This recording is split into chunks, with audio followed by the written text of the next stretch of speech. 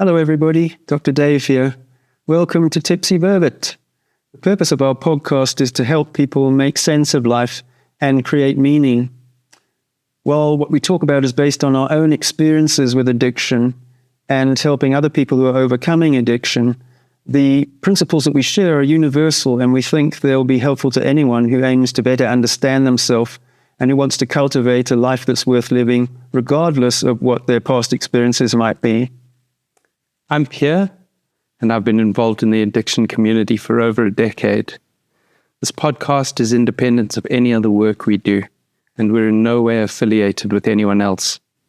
We hope that the spirit that comes across in our conversations is one of compassion, and that you find it helpful.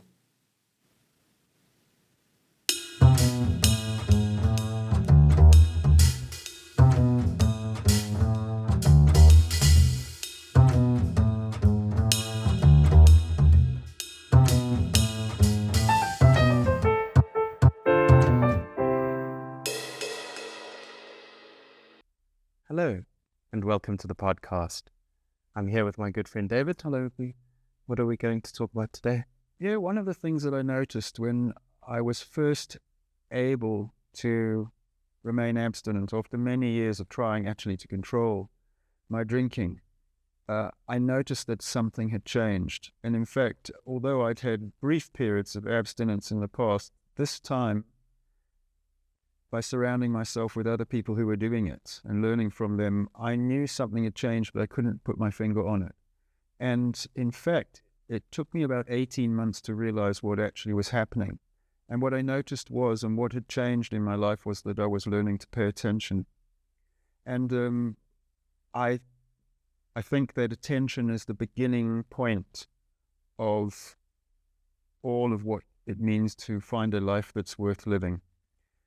As they say, as has been said in Greek philosophy, the examined life is not worth living. And so learning to pay attention is really important, because what attention does is it frames your experience of the world. But there are many things to remember and to learn about paying attention. One of the first things I think is important to notice is that when I pay attention to something, it means I'm not paying attention to something else. So we've said this before, but probably the key element to recognize in life is that each moment leads to the next moment. What happens in this moment determines what will happen next.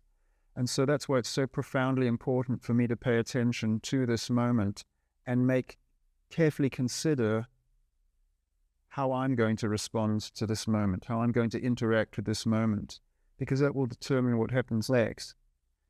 If you think about what addiction is, and heavy drinking, it's characterized by two particular things. The first is a profound lack of self-awareness, a profound self-centeredness.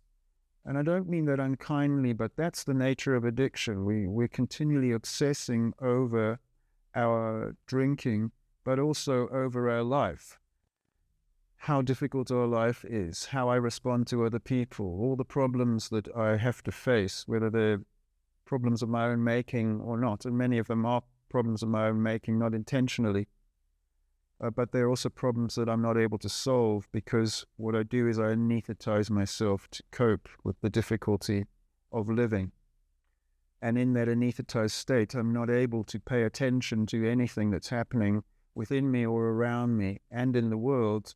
And so, because I can't pay attention to it, I can't manage it properly. And so let's start out by defining what we actually need to start paying attention to. And the answer to that is everything. Everything. So we start with myself. What the 12 steps of recovery actually give us, they're a lovely framework for cultivating and learning to live a life that's worth living, which starts with self-awareness. Because I need to understand who I am so that I can grow into who I can be. And so when we talk about developing a sense of myself, what I am talking about is developing an ability to pay attention to what I'm thinking, just to be, in fact, to be aware of what I'm thinking and what I'm feeling. And for a lot of us, we operate and go through life profoundly uncomfortable with feelings. And one of the reasons, in fact, we drink is so that we don't have to feel. And anything that takes us out of that state of unfeeling, so feelings that might feel uncomfortable, like anxiety or anger or fear or resentment or shame, that is profoundly uncomfortable. And we would, because our brain has learned that this is how to cope with a difficult life, we would automatically reach out to drink if we feel those things. But equally, any feelings that take us out of that general state of unfeeling, which actually feel pleasant, happiness, excitement, love. For me, one of the biggest stimulators of wanting to drink is relief. What is important to recognize is that those feelings, despite those feelings actually feeling good, they also take us out of the comfort state of not feeling. And so they also stimulate profound and intense cravings to want to return to that baseline state. That's why we hear a lot of people say, right, I'm okay when I'm depressed. It's when I'm happy that I relapse. And I think there's a number of different reasons for that. But one of the reasons is because when I'm depressed, I am actually more aware of it and more careful and more vigilant. Yeah. Whereas when I'm happy, happiness is always made happier by a couple of drinks, right? So I need to be aware of that. What am I thinking and what am I feeling? Two very good questions to ask yourself and to learn to ask yourself, but you've got to answer them, right? To become aware of what I'm thinking and what I'm feeling. I also need to be aware of my life. What are my common patterns of thoughts and behaviors? What are my biases and prejudices? Am I aware when that little voice in my head, or let me rephrase that, the little voices in my head talk to me? And whose voices are they? Are they my real voice? Or am I being guided by secondhand ideas, by the voices of others who also live in my head? And that's why I always ask people, whose life are you living?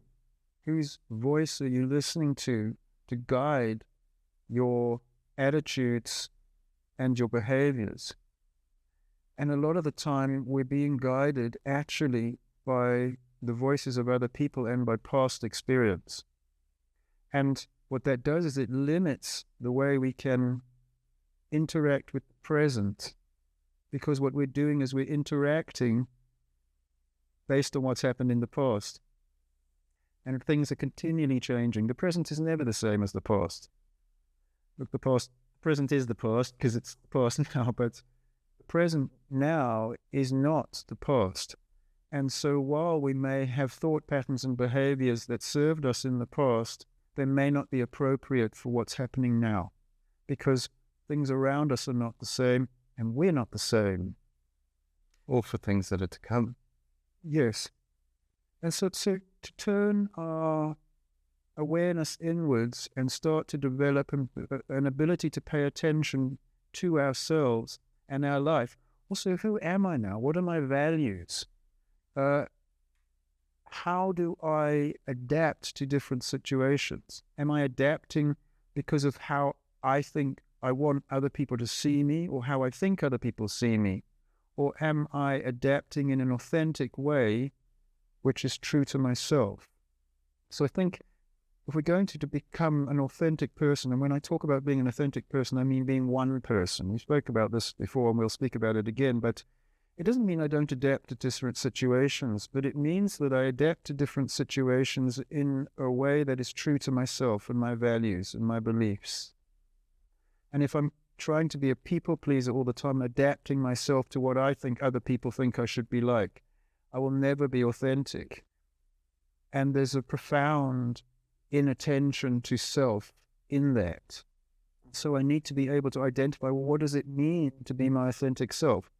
What are my beliefs, my true beliefs and my values? And are those functional and appropriate, or are they actually based on past experience and what I think other people should think I should be like in the past? And so some of those things are profoundly influenced by our childhood and our families and the people around us. And we never stop actually to even question them because we never really paid attention to them. We just operate from day to day in this sort of, they use the word often, autopilot. What they mean by that is really just doing things habitually without giving them much thought. Also, it's helpful to pay attention to what do I want my life to be like then? Who do I want to become?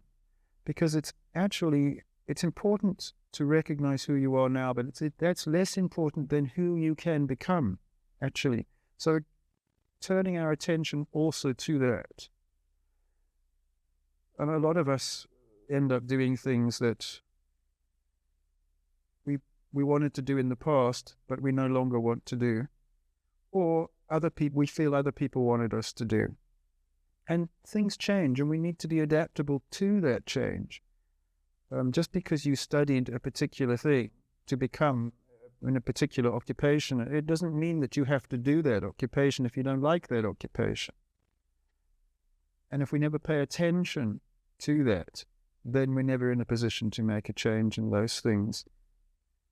So it's important for me to turn my attention to that. What do I want out of life? The other thing is it's important to turn our attention to the world and the people around us, because we can't engage with the world or with people around us unless we actually have a healthy sense of what's actually happening. And I want to give a word of warning here, right? Because one of the things that we do in rehab is we spend a lot of time on these exercises of self-awareness, to be introspective, to look at my thoughts and my interactions with other people, and very often my experiences in the past. And I sometimes think that these are given far more weight than we should actually give to where we're going and what our experience in the future, what's going to frame our experiences in the future. And what happens is that can start to weigh us down a bit. And when I said that addiction is self-centered, sometimes therapies for addiction can be counterproductive in that they lock us into that self-centeredness. And when I mean self-centered, I don't mean selfish or dismissive of others. What I mean is an over-analysis, an over-emphasis of being obsessed with me, yes. Paying attention to myself. Mm-hmm. So it's a fine line because we need that awareness. We need that ability to pay attention, to cultivate a meaningful future. But if we have to remember what the point of that is, right? The point of that is so that we can healthily and authentically engage with the world around us. And if we're being locked into just being overly self-analytic all the time, life will pass us by. And so it's important to bear that in mind. And everything we do has a point, and to keep our eye on the point of what we're doing. And the point of being attentive is so that we can meaningfully engage with the world. If you think about it, one of the lovely prayers, and you don't have to be religious to pray. In fact, I think that prayer is extremely important, regardless of whether you're religious or not. Because what prayer actually is, if it's done healthily, is attention. It's a very mindful exercise, right? It gives me an insight into myself and the world around me and what I expect and want from the world, in contrast to how the world is, and how I can marry those two things together. And the Serenity Prayer says this, the first 3 lines of it, there's a lot more to the Serenity Prayer, and we'll deal with that in another conversation. But the first 3 lines, which are often repeated in rehabs and meetings and other groups, are, please grant me the serenity to accept the things that I cannot change, courage to change the things that I can, and the wisdom to know the difference, So this is a prayer for wisdom, But actually what it really is a prayer for attention, the ability to pay attention. Because if I am to accept the things I cannot change and change the things that I can change, I need to pay attention to what's happening around me so I can discern the difference between those two things. And acceptance is not an endpoint. It's not just a passive sitting back and letting whatever comes my way come my way. Acceptance is the ability to pay attention to what's happening and to gain a realistic insight into the way things really are. It's an acknowledgement of reality instead of wishing things to be different and pushing things away or clinging on to things that I don't want to lose when in fact I have no control over that. So it's an acknowledgement of reality as a starting point so that I can act in an appropriate way. With wisdom in this case. With wisdom. And to be able to react with an acknowledgement of reality, what do I need to underlie that? I need attention. If I don't pay attention, how can I appreciate what's really going on? And then say, okay, this is the way things are. What do I do next? So that I love that prayer. It's a beautiful prayer. And we often just rattle it off as a mantra, the meaningless mantra, don't we? I mean, and yet without actually paying attention to what it really means. Yeah.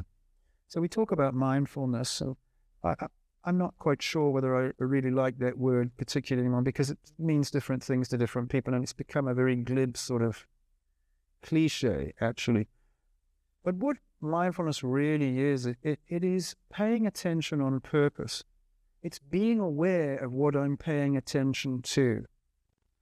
And it has a healthy element of acceptance because if I can pay attention to things without wishing them to be different, in other words, to notice them for how they really are without judging them, because what my judgments will do, and it's very difficult not to judge things. I mean, as human beings, we will judge. We'll say this is nice or not nice, or good or bad, or pleasant, unpleasant, neither pleasant, unpleasant, it's neutral. But the whole point about non-judgmentalness is actually not really making those assessments, because you don't choose to make your assessments. Your brain just makes those thoughts, right? It's noticing when you're making those assessments and allowing things to be as they are without allowing that judgment to cloud the way you perceive the situation. If I don't like something, then I just wish it to be different, and I sit here stewing and getting upset because things are the way they are without accepting that, and in that acknowledgement of reality, behaving appropriately to it instead of behaving inappropriately to it. So we've said those are the reasons we need to pay attention. I think it's important to have a look at some characteristics of attention and what we're paying attention to. So there's a very, very helpful way to think about how we experience the world. And what we find is that there's an overlap and interaction between how we feel, and I use the word here sensations, because we use the word feel for several different things. Like we feel hungry, but we also feel sad, or we feel angry, or feel resentment, or we feel tired. I mean, we use that word quite differently. So I use the word sensation here, and what we're thinking, our thoughts, and our emotions. And what we notice is that those things are intimately related and all influence each other. And what you'll notice about emotions actually is we don't really experience emotions. What we do is we experience feelings, feeling of that emotion. And if you think about what a feeling is of an emotion, it's actually sensations and thoughts. It's bodily perceptions and thoughts. So if my brain creates the anxiety of emotion, and your brain creates emotions to tell you what your body needs. That's why there's no good or bad emotions. The utility of emotions is in recognizing what I'm feeling, what the emotion is behind that feeling, and what my brain is trying to tell me. And in that, is my response to that appropriate? So there's no good or bad emotions at all. It's how you respond to those emotions and those feelings that make the outcome helpful or unhelpful. So one of the things we want to pay attention to is to identify what those emotions are. Are they appropriate for a situation? So I mean, there's a lot here, right? We'll get to how to do all of this in a minute. So the way we feel, our sensations, whether we feel hungry, whether we feel tired, whether we feel too hot or cold, whether we feel ill, my bodily sensations. So for example, if my brain creates the emotion of anxiety, I will think thoughts which will influence and inform the way I could respond to that. Like, hey, Dave, be careful. You're going into an environment that's unfamiliar to you. I don't know what's going to happen. Anxiety is very non-specific. It means that I don't know what's coming next, right? As opposed to fear, whereas I anticipate what's coming next. Right? They're very different emotions. So I'm afraid of something. When I'm anxious, I'm not quite sure what's going to happen. I'm anxious because I'm not sure what's happening next. So they're very different emotions. It's important to recognize the difference between them because they're telling me two different things, right? Anxiety is difficult to avoid, whereas if I'm afraid of snakes, well, I've got a fair idea of how to avoid this. Don't need to be afraid of snakes all day. But if I'm anxious, I'll also feel bodily sensations. I get a sort of empty feeling in my chest. I get a bit of a lump in my throat. I feel a bit on edge. My heart might beat a bit faster. I might breathe a bit. My muscles might feel a bit more tense. So there's sensations that are associated with those feelings too. So sensations, thoughts, and emotions are very, very intertwined with each other. And it's important to recognize what these things do, because feeling, when I talk about a feeling, I mean these things. What that does is it influences what I pay attention to. And as we mentioned just now, that's really important, because what I pay attention to influences what I don't pay attention to. If I'm paying attention to you now, I'm not paying attention to what's happening behind me, right? Or in another room, or somewhere else. What I'm doing now means I'm not doing something else. And that profoundly changes my future. Everything you do and everything you don't do determines what happens next. The fact that we're sitting here doing this recording, we're not out there doing something else, bungee jumping or, yeah.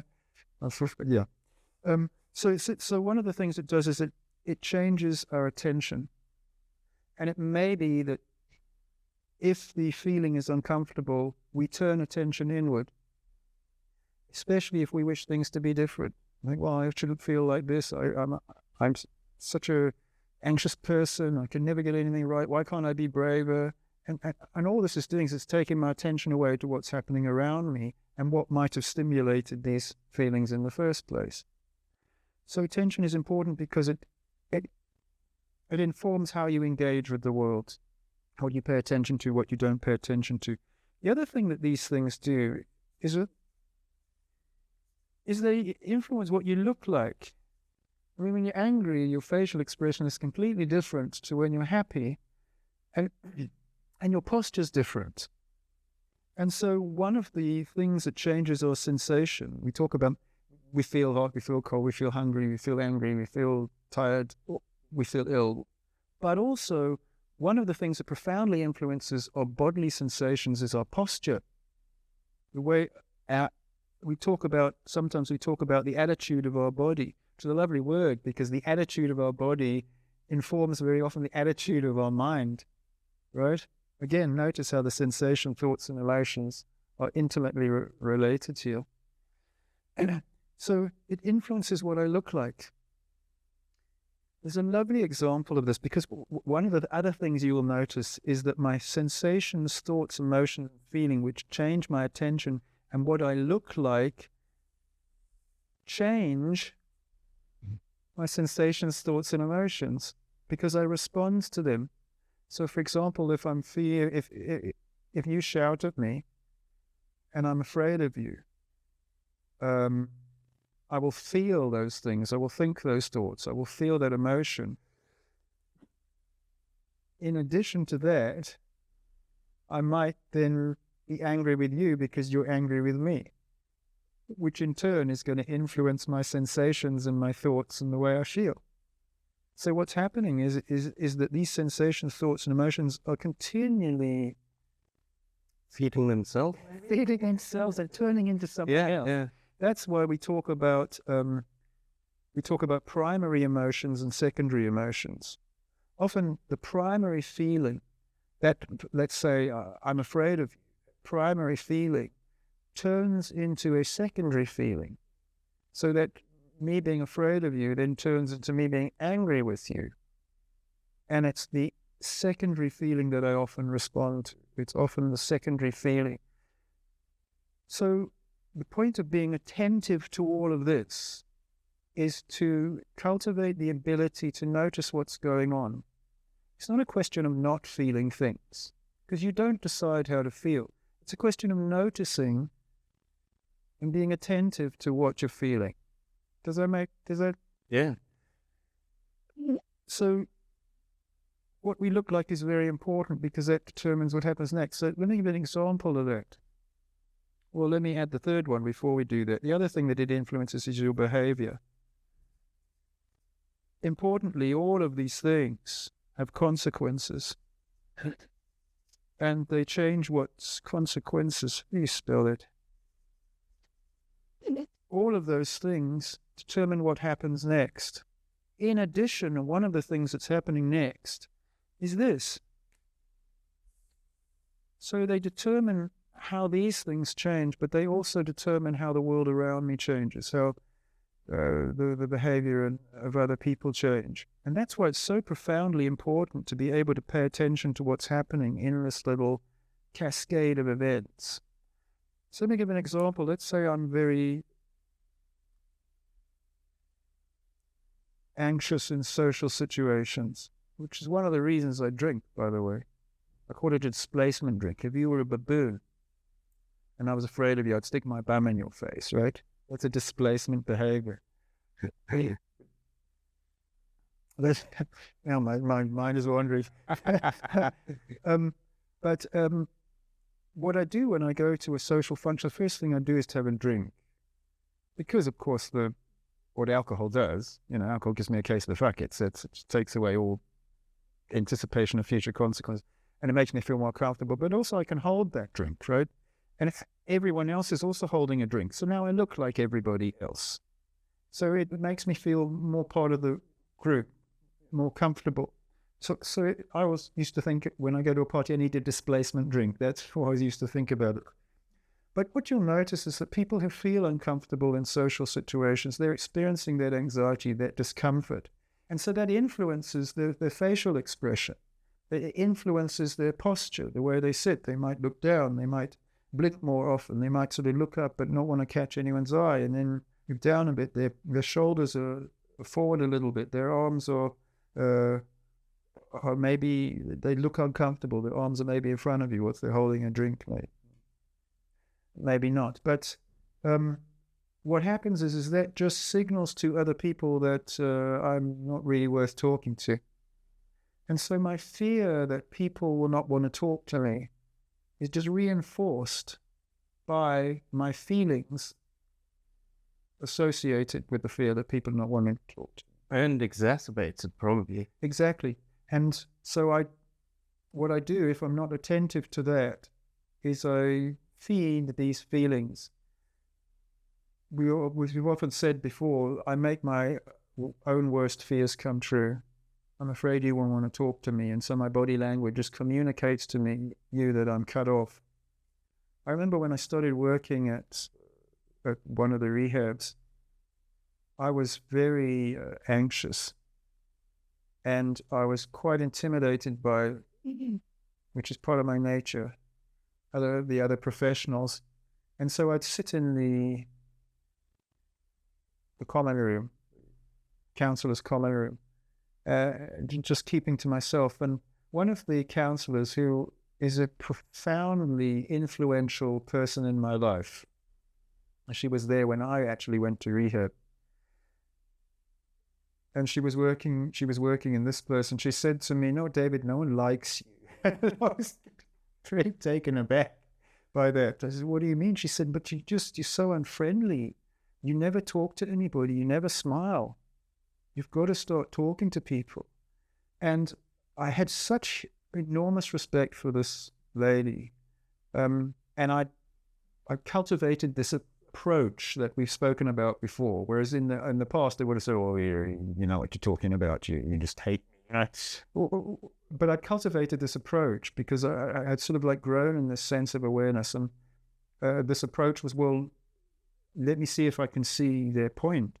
And I thought about it a lot. And I spoke to other people I was interacting with, especially my mentor and some other people around. And what I did is I made an effort to smile. That's the first thing I did. I made an effort to learn how to smile because I didn't do that a lot. And I made an effort to talk to people, to think about things to say, to interact with what they were saying to each other and when they spoke to me. And it profoundly, not only, I mean, this was a side effect, the way that other people responded to me in the rehab, but what it did is it profoundly changed my experience of the world. I noticed a huge difference to the groups that I was leading because, and I do this now on purpose, when I went in there, I genuinely smiled because I do enjoy being there. I do enjoy talking to those people. And so what I did is instead of allowing my anxiousness to inform how I behaved and responded to the situation, I allowed the other things that I was feeling to inform my response. And I allowed them to do that because I was able to pay attention to what those other things were. So I was feeling anxious, and I was letting that inform my response. But I was also feeling excited. I was also feeling helpful and that my presence there was worthwhile.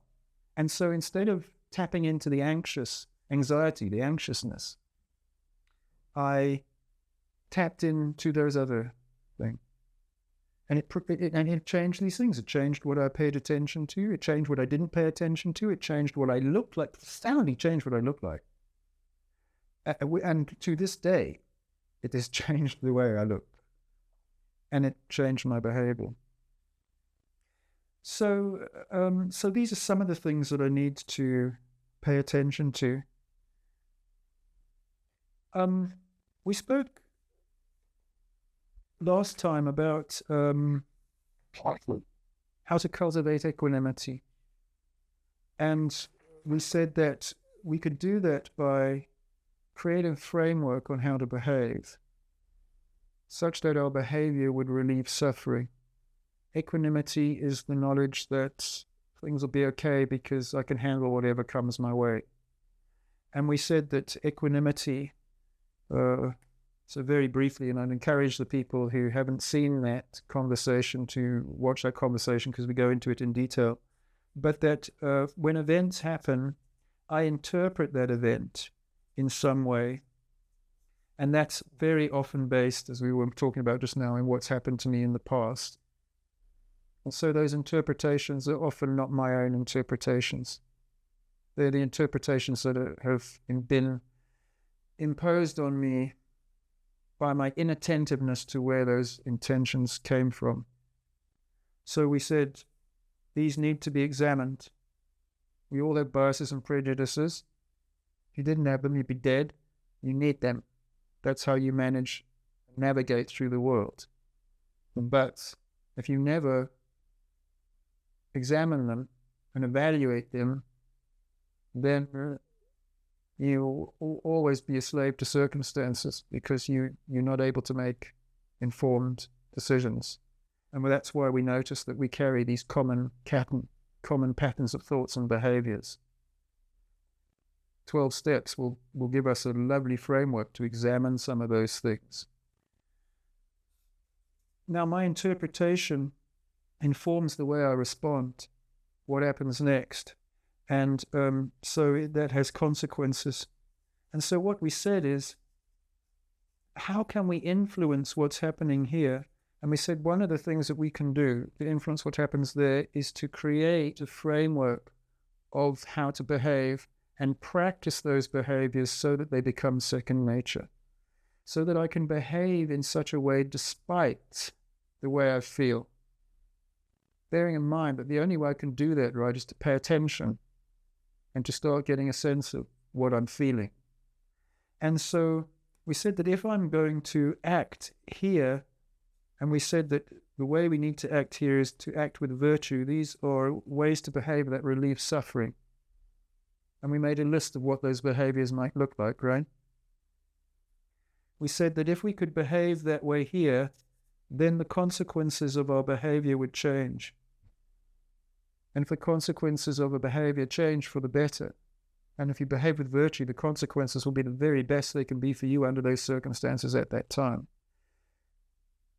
then your whole experience of the world and your place in it starts to change. And what happens is very slowly, your perception and the way you interpret the world starts to change. So I always think it's difficult to change your behavior by changing your thoughts, because a lot of us have trouble changing our thoughts. But you can change your thoughts by changing your behavior. Maybe we need a little of both. But this one's much easier. It's much easier to define a way to behave and to respond to situations and practice that so that I get good at doing that in the face of the way I feel. And ultimately, when I start noticing that consequences of things that happen are different and the world is not such a threatening place, now my perception of the world and my place in the world starts to change. So we said, okay, well, what would a list of virtue look like? And I'm not going to make that list again. I think we read out like 81 ways to behave to relieve suffering. But very briefly, if we were to make a very, very simple list of things that most people identify. Compassion.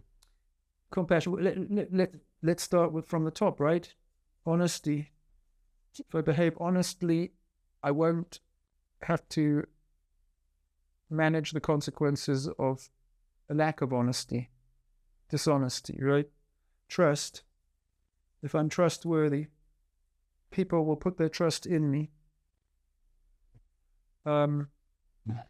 Patient, kind, compassionate, you said. I think that's really important. Compassionate is a lovely virtue which puts me in a position to help people if I can. What I find interesting with this, and the reason that I brought up compassion first, because we've got 81, and what I found is I found it quite difficult to try and practice 81 different things. But I noticed with some key ones, compassion specifically, I approach any situation with compassion. And compassion doesn't mean I'm going to roll over and accept something that I shouldn't necessarily accept. It means treating the situation with kindness. Well, what you'll notice with compassion has 3 elements to it. Yes. First element to compassion is attention. Compassion is based on a acceptance of the reality of a situation. Just quickly, what are the other 2 elements? A sense of kindness. It's kind. And common humanity, that the experience that you're experiencing, the experience I'm experiencing is a human experience. We sometimes talk about pro-social behavior. Well, pro-social behavior, I think compassion is an important element of pro-social behavior. Pro-social behavior would characterize behaviors where I put your needs or the needs of the group over and above my own, because that's more important at that time. So I will do what's best for the group, for the community, which is one of the characteristics of the community, is that it cultivates pro-social behavior, cultivates the sense of there's something bigger than me, and it's worthwhile being attentive to that and responding to that, because I'm not the center of the universe. I am the center of my universe, by the way, because everything that happened to me today happened to me. All the thoughts that I thought. What you said today to me, you said to me. So I am the center of my universe, but I'm not the center of the universe. And so what the community gives me an opportunity to learn to do is to cultivate these pro-social behaviors and notice that these are actually virtues which are very functional and beneficial for me too, actually. Because if I'm part of a community and I do the best for the community, ultimately I'll benefit as well from that community. And contribute to it. Very, very importantly, right? Because that's what gives me a sense of that my life is meaningful and worthwhile. Belonging. Yeah. So we made this list. Forgiving was another one. So let's not go too much into this, but there's a long list, and it's important. This is an essential, important list for us to make. It's the starting point to find a life that's worth living, because this is the starting point to authenticity. It's the starting point to identify who it is I want to be. And it doesn't mean that I'm going to automatically be these things. I've got a lifetime to learn and practice to become these things. But I have to identify what they are if I am to become them. So it's a very, very important list. And what we find is that this list will change and grow as we move on through life. Right. Or at least the ones that we're paying attention to at this point in time might be different to what I'm paying attention to in a year's time. Yes. That I might or might not be working on. Yeah, and might be more relevant at this point in time. That's important. Yes, because situations change and we change. Life is change, right? Life is uncertain. That's another thing I need to be attentive to. That I don't know. To know I don't know. Most of us don't know we don't know. And because we don't know, we don't even know we don't know we don't know. And because we don't know, right? If you don't know, you don't know, right? Ignorance is bliss, apparently. But I think I really don't like this. Yeah. Is it better to live in ignorance, or is it better to be informed? That we've spoken about this many times. That is the fact that you're growing in wisdom and you become more informed, which makes you more miserable. I don't know. Could be. But I tell you what, it puts you in a position to cause a hell of a lot less misery and to reduce the misery of others. I agree. A greater opportunity to have a life that you would want to be living rather than... Yeah. Be attentive to the fact that I just don't know, and to know that I don't know. Because I become more aware of what's happening around me. I become more aware that there are certain things I can know, and how to unlock those things. Or learn. And learn those things. And I need to talk to you. Because this whole thing about hopelessness, we talk about hopelessness, one of the big 3 symptoms of addiction. My life is bad, there's nothing I can do about it. It's not what we're feeling. It's what we feel like we're feeling, but we pay attention to that feeling of hopelessness. What does it actually feel like? What came before that feeling of hopelessness? What came right before it? And what happens next? In other words, what does it make me do? What does it stop me from doing? Because hopelessness is where every addict's brain wants them to be. It's a lovely state to be in, because everything's hopeless. I might as well. Yes. Drink. So that's not really what we feel if we pay attention to it. I mean, actually really pay attention to it. What we're really feeling is a sense of despair, actually. My life is difficult and I don't know what to do about it. In other words, it's a mismatch between the way things are and the way things I want, the way I would like them to be. And in the middle there is doubt. The doubt that I can bring these two things together. In other words, I don't know what to do. So what I'm really feeling is this sense of despair. My life is difficult. I don't know what to do. And isn't that a wonderful place to be in? Because for the first time now, I realize that I don't know. And so I can ask for help. But hopelessness is actually, look, if you're driving along in a boat and you fall out and the boat drives away, yeah, that's pretty hopeless. But we're not in that situation most of the time. Most of the time we're in this situation of despair. And in knowing that I don't know, I can ask for help. So hopelessness is essentially, for much of us, this interpretation that things are hopeless is an unawareness, is a not knowing that I don't know. Would you call it a mischaracterization or? Well, it's a lack of awareness, isn't it? It's really. It's a lack of awareness. I mean, that's not a judgment. It's an observation of what it is. And this is the nature of hopelessness. If you feel hopeless, things really feel hopeless. Whereas if I turn my attention to that hopelessness, what is that hopelessness doing for me? What do I get out of it? What is it making me do? What is it preventing me from doing? What is it stopping me from doing?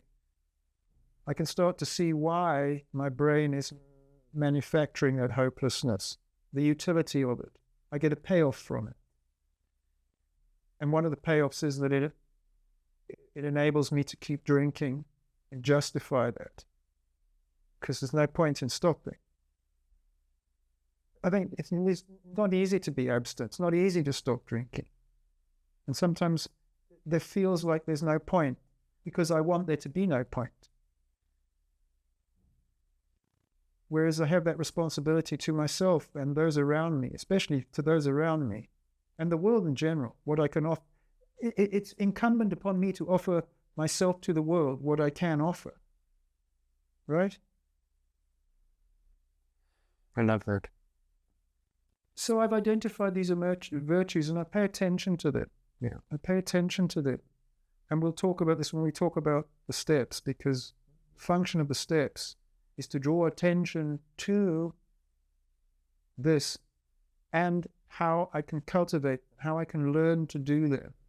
Because it's all learned, right? So that's why it works. Because it's learned. It's not like, okay, you should be like this. It's, well, this is how you can learn to do it. We'll teach you how to do it. And you can be like it because it doesn't ask you to change. It teaches you to grow into who you can be. And so it's already inside of you, actually. You just need to learn how to cultivate it. So what are we doing with this ABC? Well, the problem is with this, if we could give ourselves this space here between interpretation in our thoughts and the way we respond, we probably wouldn't be thinkers, right? And so for many of us, it's this space here that's difficult. And what I need to learn to do is to pay attention to this space. And then once I've been able to do that, I can just give myself this brief pause to pay attention. So shall we do some exercises? I think that'll be helpful, yes. So what we're doing is the exercises that we're doing are informed by this interaction between what we feel like. These three elements of what we feel like: our sensations, our thoughts, and our emotions. And so you'll notice that these are intimately related. So for example, I mean, we spoke about people who are socially phobic, but I mean, if you just look down and you just hang your shoulders forward a little bit, your legs are crossed straight, and notice what that feels like. And now, as best you can, sit up, put your back straight in a chair. Put your hands on your legs and look forward. Which one feels better? The second one. Why? More open, clearer. I associate that slouchiness with the emotions that come with that slouchiness. So without even knowing that I'm depressed, say, just by sitting like this, those feelings of depression, a little bit of a buzz in my tummy, hand palms sweating a little bit. I've noticed that my hearing gets heightened when I'm depressed. Weird thing. But when I sit up straight, it's not associated with anything like that. So it doesn't feel quite comfortable. So I'll say that up front. But it's far better. Well, again, you're using the word feeling in different ways. And that's exactly the point. So it's not necessarily more comfortable. In fact, when I ask people to do this, I ask often to stand up often and sort of roll their shoulders forward, their hands hanging over their shoe, and then just pull their shoulders back. It's not necessarily more comfortable from a sensation point of view, but what you're noticing is it changes the way you feel inside. It changes your thoughts, and it changes your emotional feelings. And it does change your sensations as well. But notice that we're not necessarily equating positive thoughts and positive emotional feelings with comfortable bodily sensation. But you're right, it's more open. It's more engaging with the world. You're looking forward. You can engage me. You can communicate with me. You can see my face. This is how we communicate, right? What I say is less important than my facial expression, the gestures that I use, the tone of my voice, the speed with which I speak. And you can engage with that when you look me in the eye. You can't engage with that when we're looking down. And so there's a connection between us now which has opened up, which didn't exist when we were both looking at our groins, respective groins, I might add. So that means our own groins. That's what it has to be very clear, because that could get cut out. And, I lost my train of thought. Alcoholic dementia continually overwhelms me. But with the more open posture, like you said, it feels better. Right. So if I have to simplify it down, dumb it down to one, it feels better. Our sensation, our bodily sensation, changed our thoughts and our emotions, and then it started spiraling, right?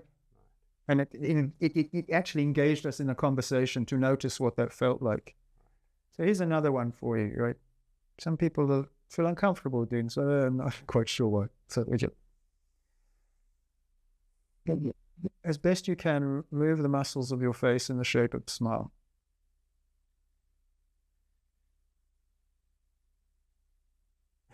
How does that make? It's obvious, right? It's obvious. Some people say to me, for those of people who don't find it obvious, it makes you feel better. It really does. And a lot of people actually laugh when I ask them to do that. It completely changes the way your emotional feelings, and of course what that does is it changes and cultivates more positive thoughts.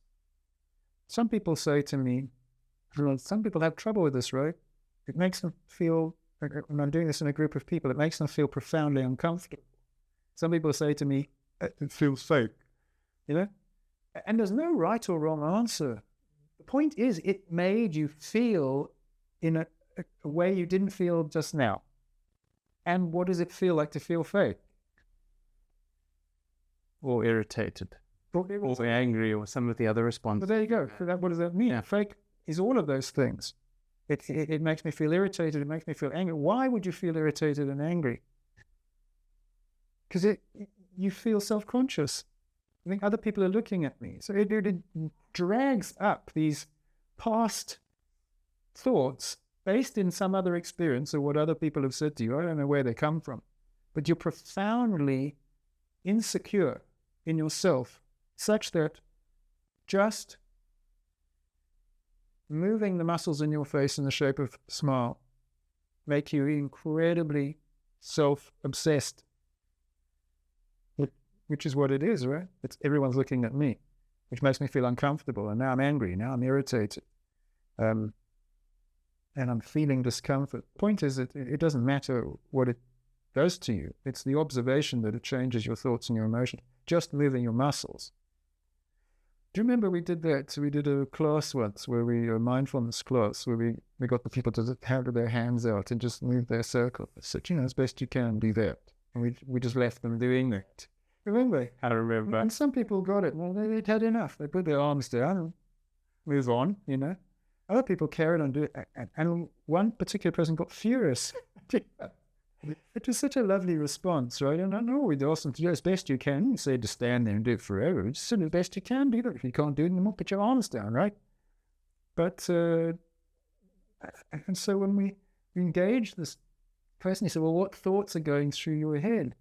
They were saying, this is such a waste of time. Why are they doing this? We're paying to be on this thing, And he said, well, it's just moving your arms, Look at all the thoughts and sensations that kind of move your arms.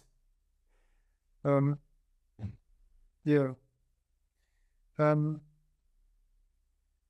can change sensation in lots of different ways. You notice it like when you watch a horror film, when people go down the wooden stairs into the dark attic, they sing, makes them feel better. Or chanting, It's a lovely, lovely thing to do, I was getting the people in the rehab to chant. And most of them don't want to because they didn't want to smile either. But it sort of vibrates your throat. There's neurology behind it, as I understand it, which activates the parasympathetic nervous system, which calms you down. But I don't know whether, I don't know the details of that, but it certainly one can notice that you feel more calm, and there's an attitude that goes with it. And especially if the chant is spiritual chant, right? A sense of oneness. So this is a lovely chant, Om So Hum. Om So Hum. You can look it up on YouTube, but it one with the universe is what I understand it to mean. So lovely, to do that and have with the intention that that's what the chant is for. Here's another one for you. As best you can, turn your thoughts to somebody who's meaningful to you. And turn your thoughts to the last time you had an argument with them. How do you feel when you think about that argument? Who are you thinking about, first of all? Somebody close to me. Okay, I'm not going to ask their name, but in a class I would, so that we can put a name to this person. How do you feel when you think about that argument? Resentful. What does it feel? What does it feel like to feel resentful? Resentful and angry, the two that I've described so far, both of those are fairly similar in feeling. And to me, the first thing is elevated heart rate. I can feel that I call it an adrenaline dump. So accelerated heart rate, clammy palms. I'm fidgety. Fidgety is a big one for me. When the hair stands up on the back of, that's one of the big feelings. And seeing red means to me is that I can see you right in front of me, but I'm not looking at you at all. So I'm not looking or paying attention to what I'm looking at. Yeah, it's your attention to this. Sure. Yeah, because it's all in my head. What else are you feeling? That's wonderful, actually, by the way, you would describe it. You can describe what the sensations of that are. Because when I'm asked most people what it feels like to feel angry, that's horrible. But what does horrible feel like? Not nice. What does not nice feel like? Ultimately, it always come to the common thing, it feels shit. That's what everyone says to me. I always say to them, what does shit feel like, right? Take it from but the point is that they can't describe what the sensations. What else are you feeling? It leads to places. So there's secondary things that happen. But what are those things? What other emotions do you feel? Disappointment. What else? Lack of drive, listlessness. Who are you disappointed in? Me. So that's quite interesting, right? The point is, all you did was to change your thoughts. Right. And that profoundly, you described it beautifully, profoundly changed and led to more thoughts. But it changed your emotions and it changed your bodily sensations. So I always say because a lot of people can't identify what their sensation. I say, point with one finger to where you feel their anger the most. And often they'll point to their chest or their tummy or something like that. And then I say, well, what does it feel like there? And they can start to describe these things. This is important because we all crave. We all know what it feels like to crave, but we have no idea what it feels like to crave. So we'll crave and we'll automatically reach out to drink without ever noticing what it actually feels like. I may ask people what it feels like to be high. They often have trouble describing it to me, although less trouble than what people have when I ask them, what does it feel like to crave? No one can tell me what it feels like to crave, and yet we all crave so often, and it keeps driving us back into drink. So for me, what does it feel like when you crave? It's the overall everything related to that is profoundly uncomfortable. So I'm using that as a starting point. It's so twitchy, sweaty palms. Sweaty palms is a common thing for me. Yeah. Sweaty palms. The anxiety sensation, so the similar feelings to that, heart rate increases, fidgetiness, hair standing up on the back of my neck. What I noticed with that as well, quite a common theme frequently, is goosebumps. Get a lot of goosebumps. But all of that, when I start feeling those sensations, without choosing, I start going down a path of negative emotion that is not only inappropriate, but it's unreal and unrealistic in those circumstances. That's an important observation. So that's nicely put. I have similar feelings. It feels like someone's sucking my chest out with a toilet plunger. I get a lump in my throat, which is associated with a strong sensation, which I have much more trouble describing, of my mood dropping, exactly as you were describing just now, taking me into that place where my brain wants to be, right? Which is what I think you were describing for hopelessness. Because if everything's hopeless, I might as well drink. That's what craving is a profound leading into hopelessness. That's part of the function of it, and this incredible discomfort which I need to relieve. Okay, so let's try some. So the point is that just changing your thoughts changed your sensations, and we need to be able to pay attention to that, right? Because if I can identify what it feels like to crave, I notice when I'm craving, instead of impulsively reaching out and drinking, which doesn't mean that it will feel comfortable. It might not. If I turn my attention to the way I feel, actually, often I might feel worse. But I notice what I'm feeling for the first time in my life. It gives me a choice of what to do with it, right? Which I need to practice as well, because I need to be able to implement that thing when I feel like that. But at least I have a sense of awareness by paying attention to it. So let's try something else. So turn your thoughts back to that argument or another argument, and see if you can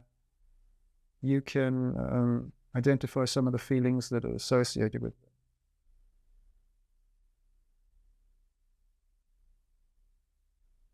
Okay, now as best you can, put your feet flat on the floor. Put your head down. Soften your gaze. Don't close your eyes. As best you can, now turn your attention to what you can hear in this room.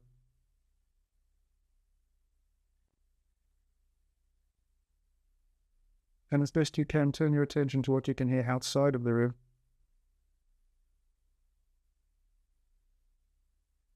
And as best you can, turn your attention to what you can hear inside and outside of the room.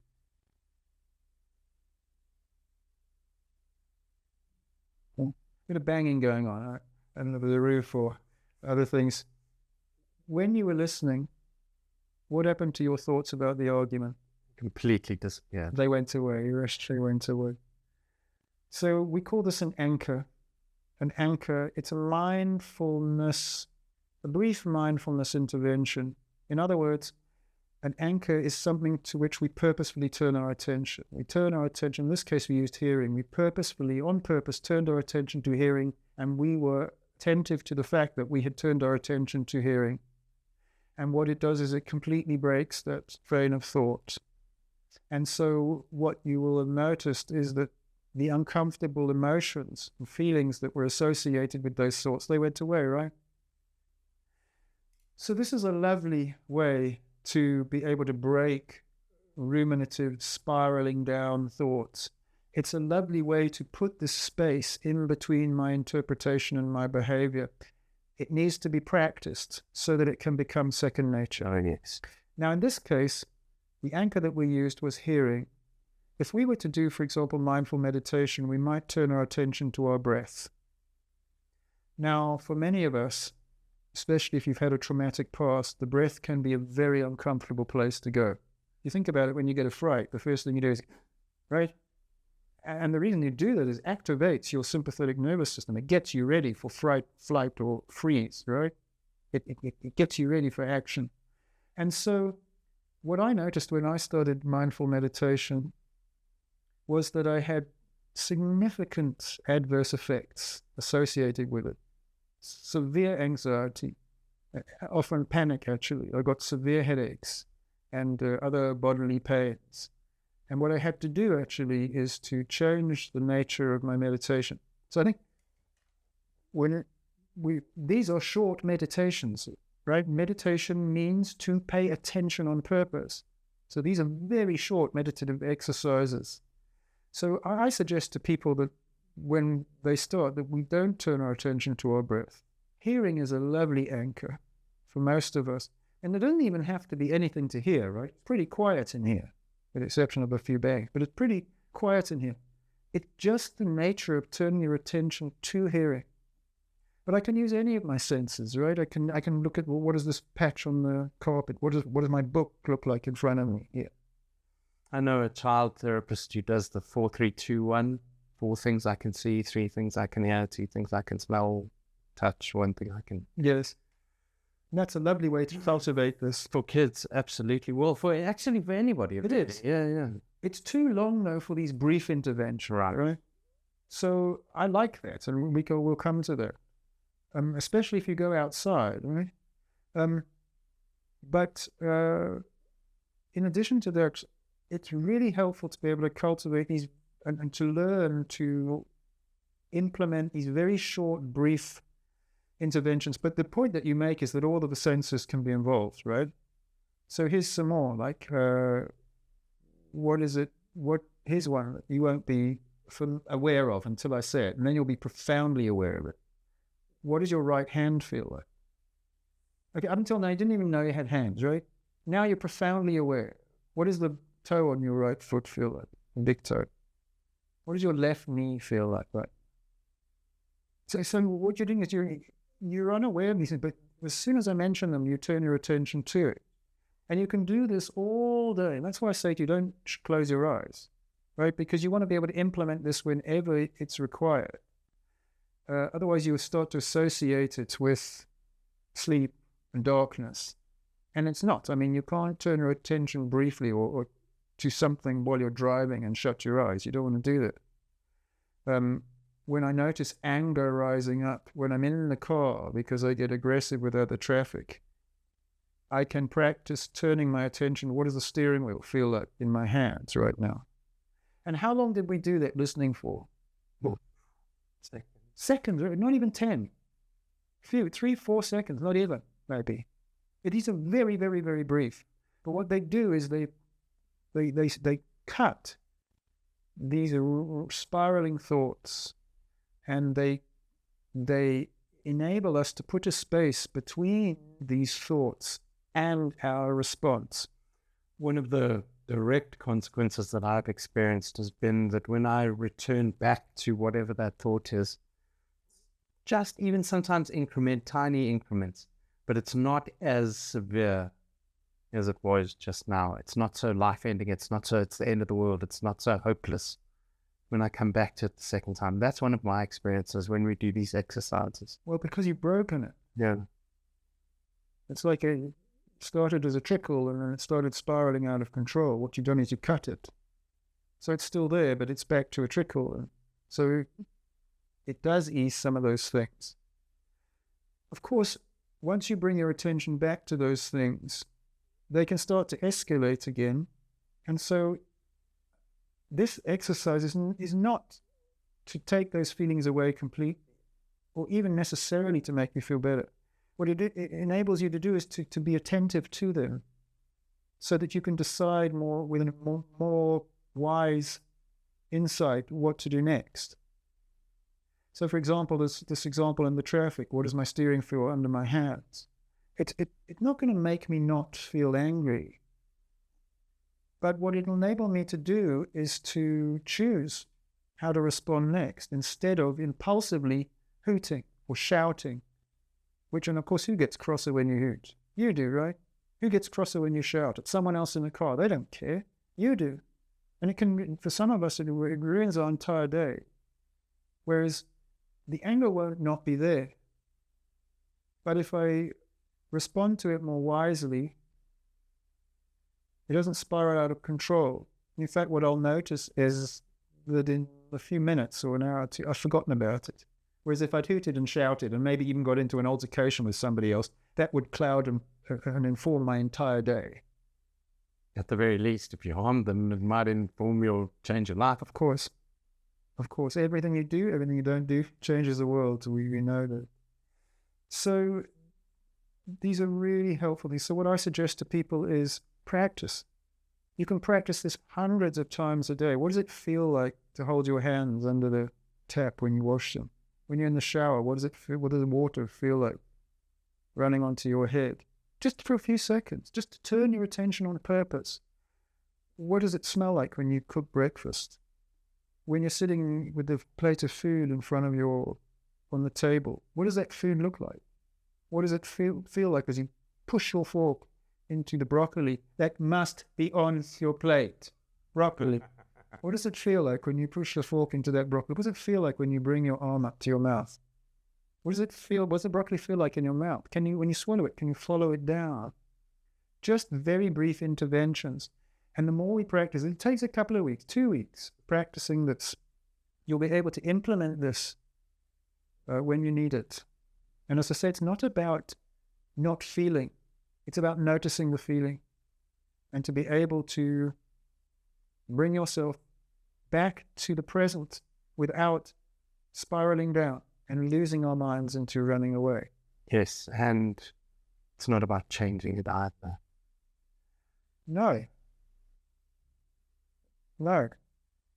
Ultimately, we might find that it does start to change.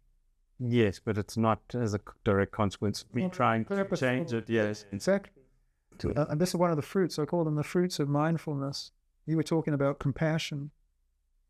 One of the fruits of mindfulness, and I think this involves a little bit more of a sophisticated approach, but it's definitely this cultivation of compassion. I start to see other people as human beings who are fallible just like me, who behave just like me, instead of other people who behave to spite me. But it comes with that ability to pay attention to the way things really are. There's a couple of other really good attentive exercises which I'm going to apply to get a sense of my life. And we said 3 things, right? Talk, write. Writing is essential. When I write, I use creative parts of my brain, different parts of my brain to what I use when I think and when I speak. I don't lose my train of thought. You notice that writing flows. It's creative. And when I read it back, it distances me from it. I can see my thoughts more objectively. So talking and writing are absolutely essential to make sense of my thoughts and my life. And to walk mindfully. What does it feel like to walk? One of the things that most of us never notice, that regardless of how slow you walk, if you walk, you can feel the wind on your face. Even walking in a room, you can feel, but what does the sensation of walking feel like? And to walk in nature and be aware of your surroundings, and to walk with a dog and notice the interaction between you and this lovely creature, And so walking, these things are really important. They're mindful exercises, and they are profoundly influential habits that we should all cultivate. Talking, of course, needs to be with the right people you trust, and people you can share your emotions and thoughts with, and maybe different people for different things for some of us. Other people we're lucky and have individuals. But I want to just, before we end, highlight something else which is such a helpful attentive exercise, which gives us a perspective on our lives, because what we find is that for many of us, 90% of our life or more is actually good, and we're not aware of it. As human beings, we have a negative bias. Evolutionary, we grew to recognize things that could be dangerous to us, and so we tend to focus on those things and ruminate over those things. And as we were seeing just now, then those thoughts and emotions run away with us. So what we talk about is a true list of things that I'm grateful for want of a better word, a gratitude list. And I think gratitude list in the past has got a bad rap because it seems often trite and repetitive. But I'm grateful I got health, I'm grateful I got family, a job, I got some money in the bank. But I don't really feel grateful. And a lot of the time, and I'm writing the same things every day. A lot of the time, actually, when I focus on these things and then I notice that I don't really feel that grateful, I still feel a bit depressed and anxious, and I should be grateful, but I still feel like I want to drink, and now I start to feel guilt and shame in my lack of gratitude. So those sorts of things can spiral down, and I'm not saying that we're not grateful for those things.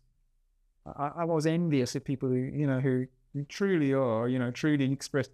I am grateful for those things, but I still get depressed. I still feel anxious. I think, well, I shouldn't do those. Shouldn't, because I do have people who love me, and I shouldn't be depressed because they do have a job.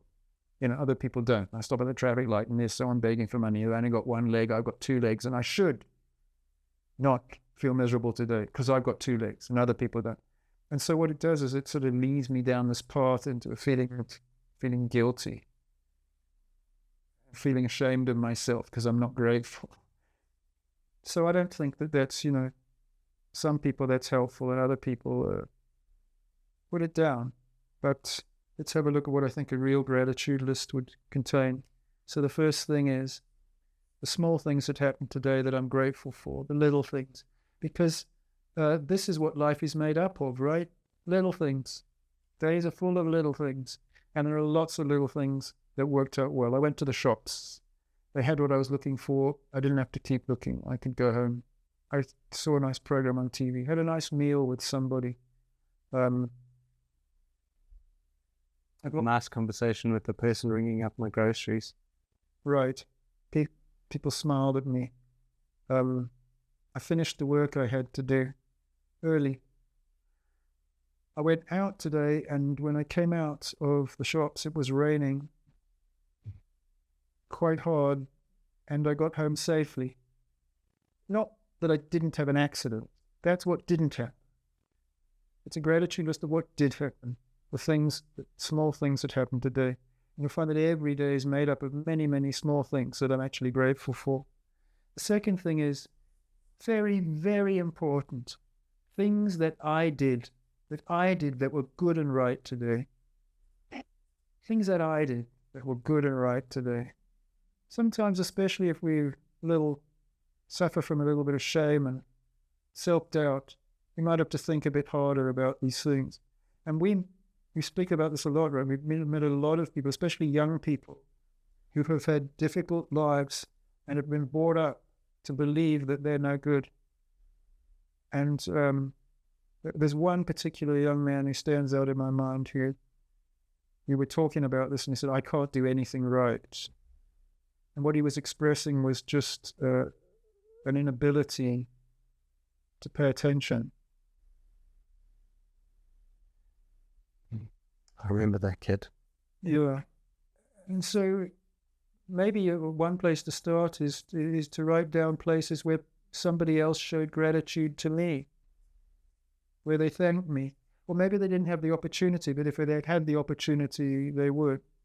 Incidentally, this young man, just by expressing this in the meeting, drew a lovely, compassionate sense of identity with others who expressed similar feelings. What he didn't notice and what he didn't realize is that just by expressing that, he did something wonderful and for others. And so it was important to point that out to him. Yeah. I think that it's quite helpful also to write down things that people did for me today that were nice as well, where I showed gratitude to others, or whether maybe I didn't get to show gratitude to them, but I am grateful to them. So write that down. Third thing is very, very important to take your pen and your book and look for beauty. Look for things that are beautiful. It may be inside, it may be outside, but I mean, we live in South Africa, so it's really beautiful outside. There's just so much you can go outside and see, and feel. Just the sun on your skin, or the rain, because we don't have rain for some of the year. When it rains, stand out in the rain. Just when it's been hot, right? We often have very hot days, and then it will rain. And just the incredible coolness and the sense of water, natural water on your skin, and so incredible, the smell that it smells like when it rains, right? The smell of that rain, and you can smell it coming, yeah?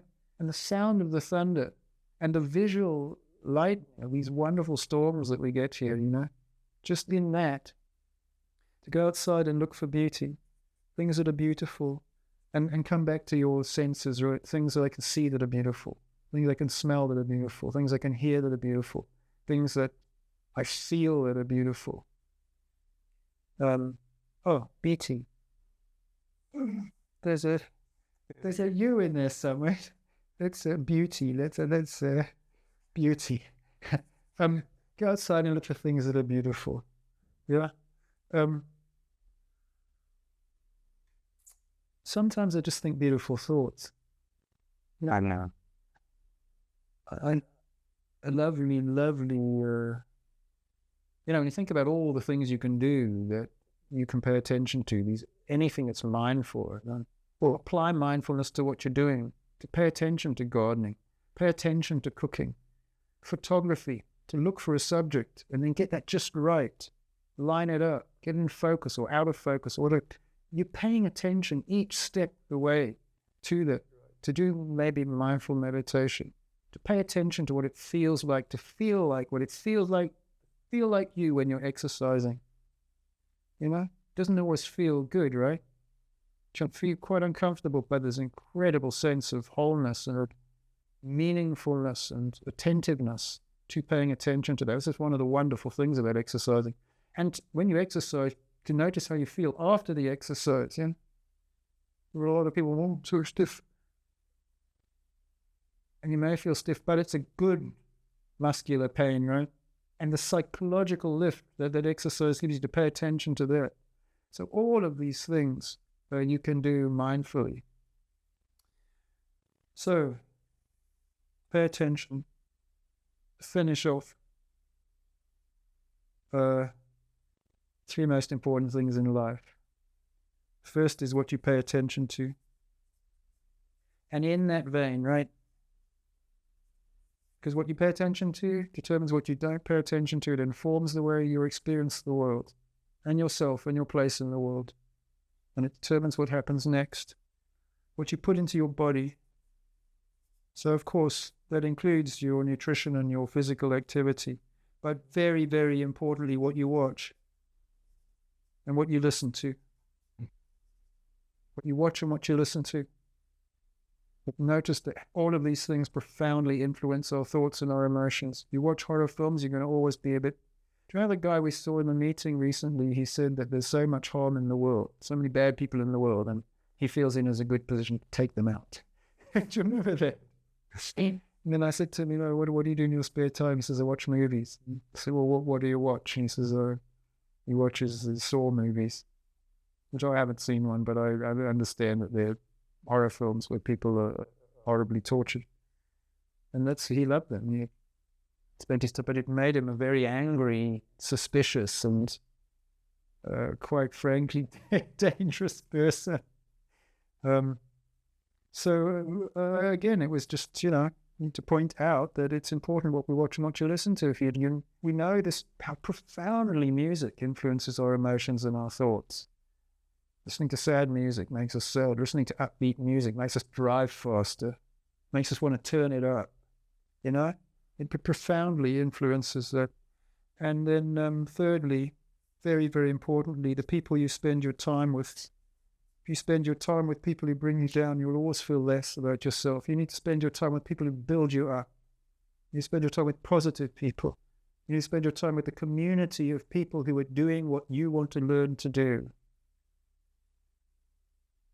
And by joining those different communities, you'll find people who share your interests, people who share your beliefs and values, or at the very least, more importantly perhaps, can teach you new beliefs and values, which can start to add to or to replace the beliefs and values that you've had in the past that are not serving you so well now. So who you spend your time with is extremely important. Attention. Starting point, attention. I think that was very comprehensive. There was a large amount of information in that episode, a lot to digest. I think we'll leave it there for now, and we'll pick up in the next episode. as usual. We'll leave some information down below for you. And I think that's it from us. Until next time. Thank you for joining us.